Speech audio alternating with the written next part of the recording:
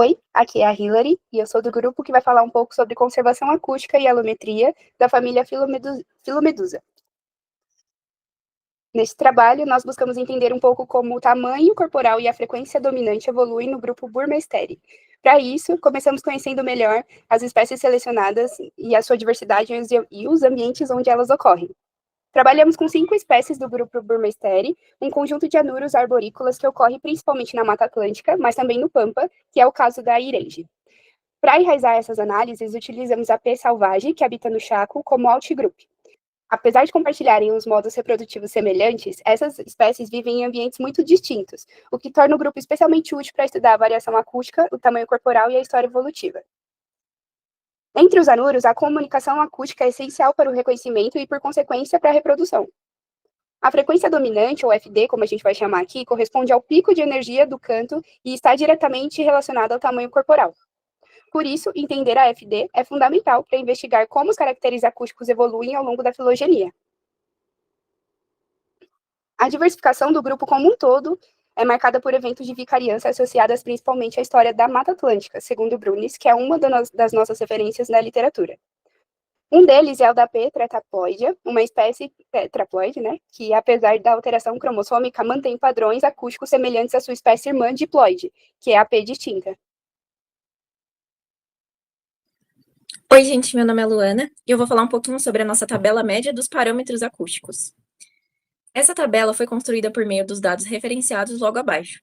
Então, como podemos observar, existe uma relação inversa entre o comprimento rostroculocal, ou seja, o CRC, e a frequência dominante das espécies selecionadas.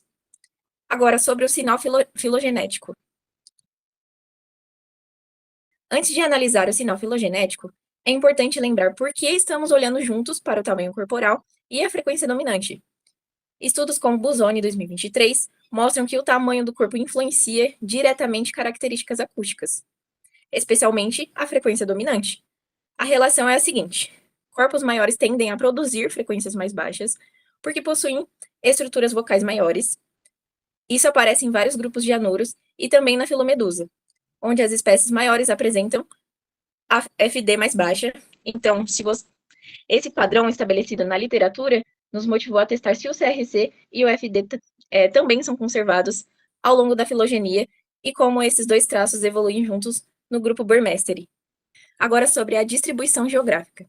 Este é um mapa de distribuição das espécies que plotamos no R. Ele mostra como o grupo Burmesteri está espalhado pela América do Sul, principalmente ao longo da Mata Atlântica, mas também alcançando o Pampa e o Chaco. Essa distribuição ampla ajuda a entender como o grupo está organizado em diferentes contextos ambientais e onde podem existir áreas de contato entre espécies. É esse panorama geral que fundamenta as perguntas evolutivas que exploramos no trabalho. A partir disso, estruturamos 3 perguntas principais. A primeira: tamanho corporal, CRC, apresenta sinal filogenético forte? Segunda: a frequência dominante apresenta sinal filogenético forte? E a terceira: qual a relação evolutiva entre CRC e FD? Oi, gente, eu sou a Vitória. Eu vou falar um pouquinho do desenvolvimento de todo esse processo para a gente conseguir descobrir os sinais filogenéticos e a relação entre CRC e o FD. Primeiro, a gente fez um mapa biogeográfico da distribuição das Filomedusa, e a gente consegue ver que a maioria está andando na Mata Atlântica, e algumas espécies, principalmente a espécie que nós utilizamos como grupo externo, ela está mais afastada. E agora a gente tem um pouquinho da nossa filogenia, como ela foi construída. A gente pegou um mapa filogenético inteiro das Filomedusa, que era mais ou menos umas 24 espécies, e a gente fez um recorte nessas 6 espécies, pegando o grupo externo, que é a Filomedusa salvage, e de Baiana até Inherige, onde vocês podem ver aqui, são os grupos, o grupo monofilético que configura o grupo Filomedusa Burmesteri, que eles são mais aparentados. Dentre eles, os mais importantes nesse momento, que a gente vai dar um pouquinho mais de atenção, é o grupo tetraploidea e distinta. Por quê? Porque eles estão hibridizando ainda. Então, é uma separação recente de 2 espécies que antes eram um grupo só, uma espécie só, e agora estão virando 2, por causa da questão de tetraploidismo que a Hilary explicou. E, a partir disso, a gente vai utilizar analisar primeiro os espectrogramas, que é da onde a gente tirou a frequência dominante.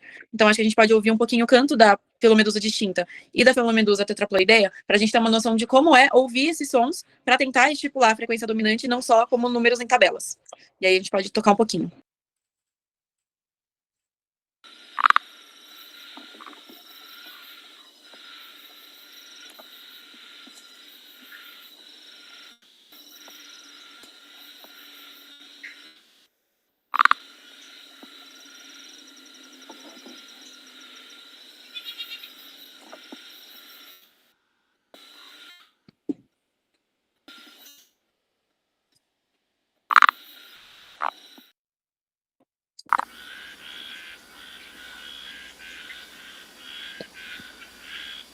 Pouquinho de... E a partir disso, a gente consegue ter um pouquinho dessa noção, né? Porque nos gráficos, na tabela, na verdade, que a gente extraiu, a gente vê que os valores, eles não mudam muito, mas na hora que a gente coloca na filogenia, é possível perceber mais ou menos onde que está a variação. E aí, tendo a filogenia e a distribuição geográfica, a gente consegue estabelecer alguns parâmetros e entender mais ou menos como que essas características estão se dando.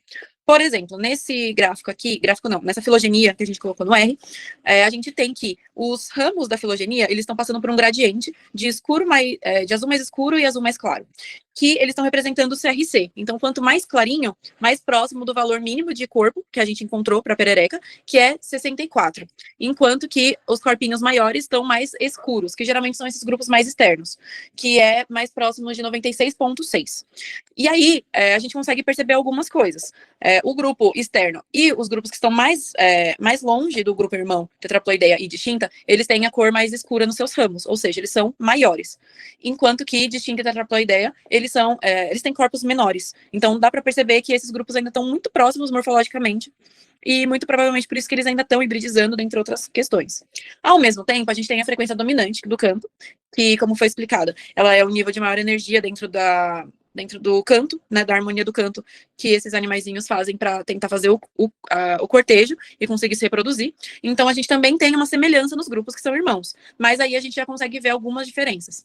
Então, enquanto que o corpo, ele vai para os grupos externos, ele é um corpo maior, e depois eu dei até um tapa na minha mão, e ele vai ficando um pouco mais claro, na questão do canto, ele vai no valor inverso.